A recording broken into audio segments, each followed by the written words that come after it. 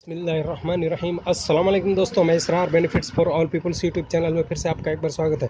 दोस्तों, ऊषा फैन की stator rewinding होने के बाद में इसकी सेटिंग कैसे करेंगे वही चीज़ मैं बताने वाला हूं। बने रहें मेरे साथ, देखते रहें इस वीडियो के। देखिए, सबसे पहले हम स्टेटर लेंगे और इसकी ये दोनों, ये रेड से रेड और ब्लैक से ब्लैक इन वायरों की सीरीज चेक कर लेंगे। वैसे मैंने चेक कर लिया है, टाइम इसमें ख़राब नहीं करना चाहता हूँ।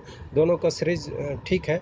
अब इसको सबसे पहले हम देखिए इसमें क्या करेंगे, इसकी लाइफ भी हम कैसे बढ़ाएंगे, ये यहाँ पर देखिए मैं एक काम बताने वाला हूँ आपको।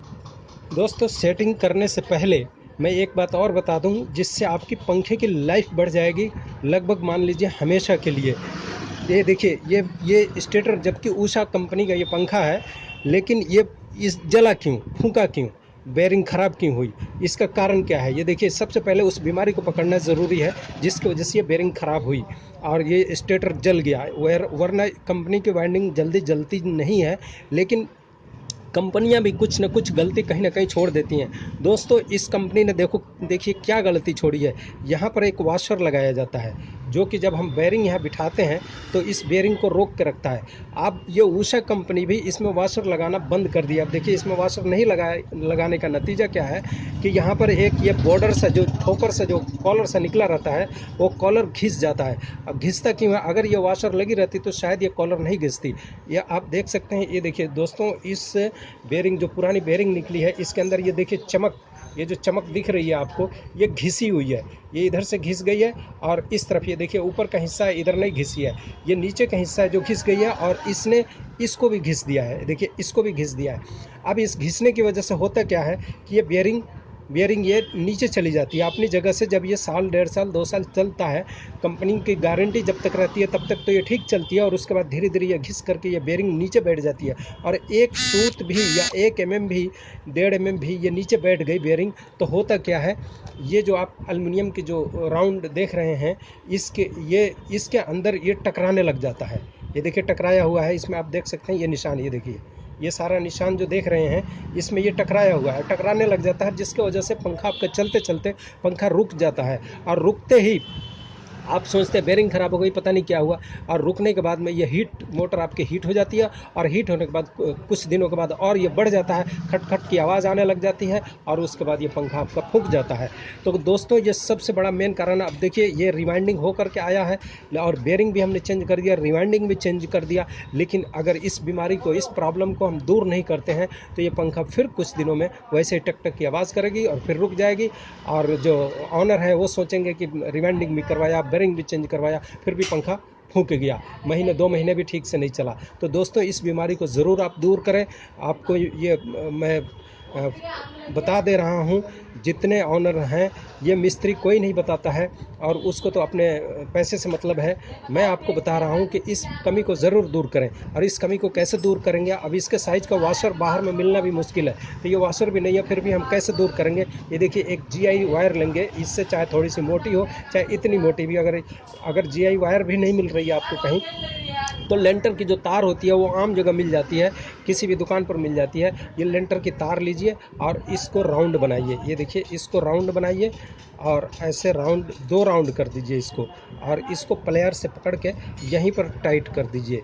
कहाँ? अभी ऊपर ही मैं कर रहा हूँ। देखिए, अभी ऊपर ही टाइट कर रहा हूँ। इसको खींच करके अच्छी तरह टाइट कर दीजिए यहीं पे। और ये देखिए, टाइट करने के बाद में इसको आप राउंड मोड़ दीजिए 2-3 बार, ताकि ये खुले नहीं। और आप इसको, ये देखिए, ये राउंड हो गया। अब इसको आप हल्का हल्का इसको ठोकिए। ये देखिए, इसको बिठाते जाइए नीचे, ऐसे बिठाते जाइए, इसको बिठाते जाइए दोनों तरफ से। ये देखिए, ऐसे बिठाते जाइए।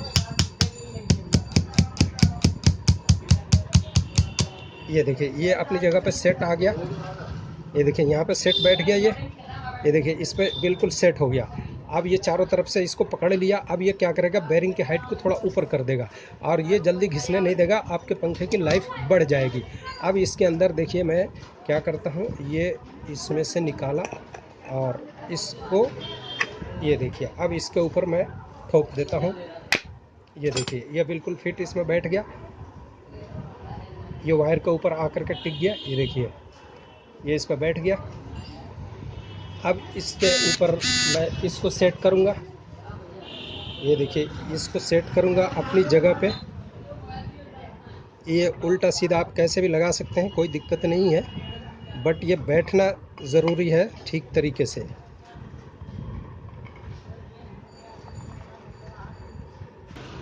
ये देखिए, ये बिल्कुल प्लेट बैठ गई, आप देख सकते हैं नीचे चारों तरफ टच हो गया, ये अच्छी तरह बैठ गई।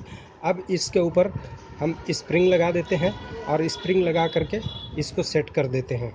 ये देखिए, इसकी ये नट का सेंटर नट की तरफ रखेंगे या खाली जगह पे, इस खाली जगह पे रखेंगे इसको। ये देखिए, ये लिया और यहाँ पे ऐसे सेट कर दिया। ये देखिए, ये बैठ गई आराम से। अब इसके अंदर हम स्क्रू टाइट कर देते हैं।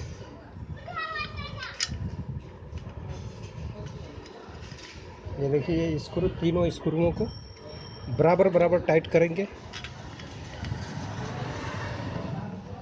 ये देखिए, तीनों स्क्रूओं को बराबर बराबर टाइट कर लेंगे। ऐसे देखिए, थोड़ा इधर टाइट करेंगे और थोड़ा इधर टाइट करेंगे और इसको ऐसे घुमाते रहेंगे। ये देखिए, ये टाइट करेंगे थोड़ा थोड़ा और इसको घुमाते रहेंगे ताकि कहीं जाम ना हो जाए। ये ऐसे घुमाते रहेंगे और ये फिट टाइट होगी। ये देखिए, एकदम फ्री हो गया ये, और ये पूरी तरह चारों तरफ से ये देखिए टाइट हो गया और बैठ गया। तो दोस्तों, ये वीडियो कैसा लगा आपको? अच्छा लगा तो इसे लाइक करें, शेयर करें, सब्सक्राइब करें। फिर मिलते हैं अगली वीडियो में।